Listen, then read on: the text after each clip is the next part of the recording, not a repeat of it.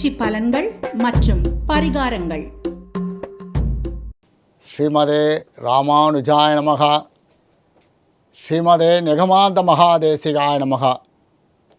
ஆழ்வார் ஆச்சாரியர்களை வணங்கி விஸ்வம் விஸ்வஸ் நேயர்களுக்கு குரு பெயர்ச்சி பலனும் பரிகாரமும் நாம் சொல்ல போகிறோம். இதுவரை ரிஷப ராசியில் இருந்த குரு பகவான் மிதுன ராசிக்கு போகிறார் 11/5/2025 அன்னைக்கு. குரு பெயர்ச்சிக்கான பலன்களையும் பார்த்து உங்களுடைய மேலான ஆதரவை கொடுக்கும்படி கேட்டுக்கொள்கிறேன். அன்பார்ந்த ரிஷபராசி நேயர்களே, ரிஷப ராசிக்கு குரு 8-11 அதிபதி. 8ஆம் அதிபதி 11ஆம் அதிபதி குரு பகவான் ஜென்ம ராசியிலேருந்து 2ஆம் இடமான மிதுன ராசிக்கு சென்று 6, 8, 10 இடத்தை பார்க்குறார். 6ஆம் இடம், 8ஆம் இடம், 10ஆம் இடத்தை பார்க்குறார். இதுவரை ஜென்மராசியிலிருந்து செய்த நன்மையை பல மடங்கு அதிகமாக்கிற இடத்துக்கு போகிறார். இதுவரை ஜென்மராசியிலிருந்து பட்ட கஷ்டத்துக்கு விமோசனத்தை கொடுக்கின்ற இடத்துக்கு போகிறார். 11ஆம் அதிபதியான குரு பகவான் லாபஸ்தானாதிபதி, தன குடும்பஸ்தானத்துக்கு போகிறார். தன குடும்ப வாக்கு ஸ்தானத்துக்கு போகிறார். இதை விட ஒரு சிறப்பு இருக்க முடியாது. ராசிக்கு 2ஆம் இடம் தனஸ்தானத்துக்கே போகிறார். இதுவரை சம்பாதித்ததை இன்ட்டு 100 ஆக்கிடுவார். இதுவரை எவ்வளோ சம்பாதிச்சிங்களோ இன்ட்டு 100, 1000 கூட சொல்லலாம்ல. எவ்வளோ அதிகமாக சம்பாதிக்க முடியுமோ அவ்வளவு வருமானத்தை கொடுப்பார். அவ்வளோ வருமானத்தை கொடுப்பார். பிணியை போக்கிடுவார். உடல் பிணியை போக்கிடுவார். 6ஆம் இடத்தை பார்க்குறார். 6ஆம் இடம் சத்ரு ரோகஸ்தானம், பகையை ஒழிச்சிடுவார். பல நாட்கள் ஒரு கேஸ் நடந்துட்டுருக்கு, இழுத்துட்டே இருக்குது, வாய்தா வாங்கிட்டே இருக்காங்க, முடிகிற மாதிரி தெரில.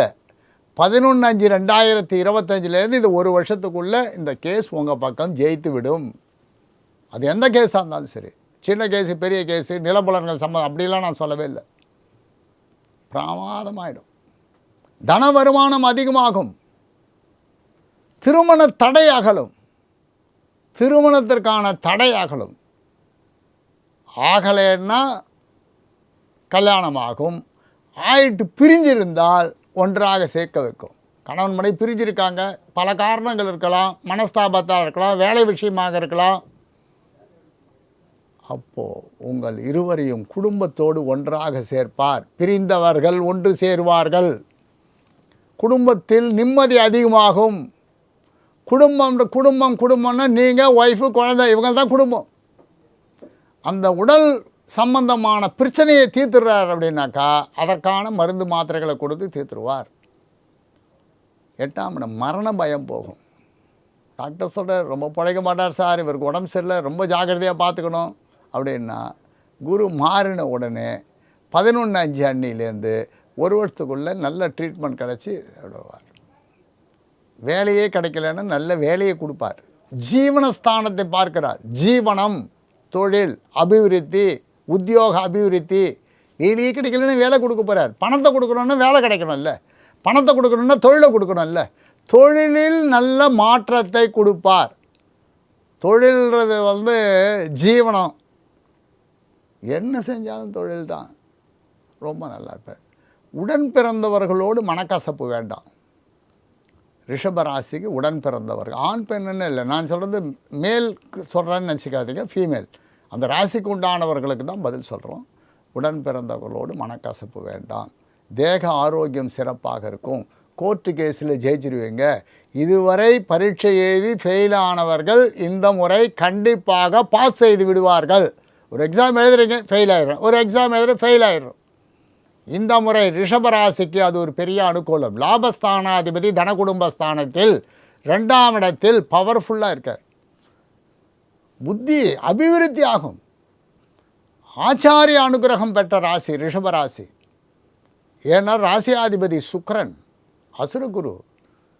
இத்தனை நாள் அங்கே இருந்த குரு 2ஆம் இடத்துக்கு போகிறார். 11ஆம் அதிபதி, அஷ்டமாதிபதி.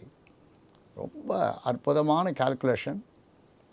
அந்த சுக்கிர பகவான் அசுரகுருவாக இருந்தாலும் தேவகுருவானவரை ரொம்ப மதித்து வணங்குகிறவர். அசுரகுரு அசுராளுக்கு மட்டும் அவர் குரு இல்லை, எல்லாருக்குமே நல்லது செய்கிறவர். தேவர்களுக்கானவர் தேவகுரு, எல்லாருக்குமே நல்லது செய்கிறவர்.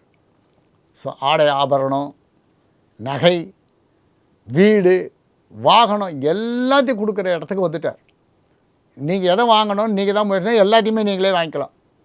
அந்த அளவுக்கு பணம் வரப்போகிறது, நிம்மதி வரப்போகிறது, சந்தோஷம் வரப்போகிறது. நல்ல சாப்பாடு சாப்பிட வைப்பார்.